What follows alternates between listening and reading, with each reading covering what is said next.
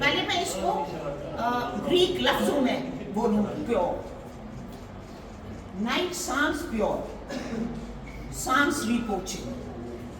अब ग्रीक तो जाने वाला मैं भी तो खुद भी नहीं जानती हूँ, लेकिन जो इंट्रोड्यूस किया पब्लिक में, Nehru ji is as pure before suspicion, यानी इस पे शक नहीं कर सकते। And he endeared public so much that he was worshipped as the seventh avatar of Vishnu. मेरे अभी कलीग ने फरमाया, बजाज साहब ने, नेहरू जी एक गांधी जी का entire Indian scenario, political scenario. आज का जो इवेंट था, जैसे आपको मालूम है, हमारे पूर्व प्रधानमंत्री अनजानी जवाहरलाल नेहरू जी का 60वां उनकी डेथ एनिवर्सरी थी। वही मनाने के लिए हम यहाँ आए थे, यहाँ जमा हो गए थे। हमारे तमाम लीडर्स साहिबान यहाँ थे और हमारी महिला कांग्रेस, यूथ कांग्रेस, सब लोग यहाँ आज जमा हो गए थे ताकि उनको हम अपनी श्रद्धांजलि पेश करें।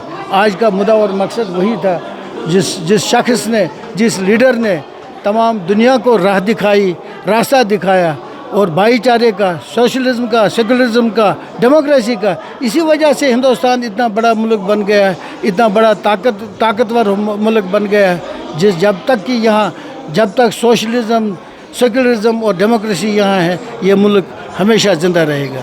2014 के बाद जब भाजपा की सरकार आई तो काफ़ी ज़्यादा इल्ज़ाम बढ़ता। मैं आपको क्वेश्चन करता हूँ, आप भी तो ये छोड़ दीजिए, आप जर्नलिज्म वगैरह ये ठीक है, लेकिन शहरी तो हैं।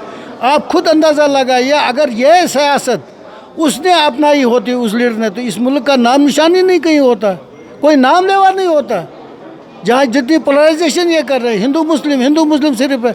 इस इलेक्शन में भी आपने देखा कि कभी हिंदू मुस्लिम के बगैर ने कहा हमने कितनी नौकरियाँ दी, हमने कितनी तरक्की की, और उल्टा ये कहते हैं हमारा चाइना तो हमारा कुछ ज़मीन ही नहीं ले गया है। ये तो देखना चाहिए।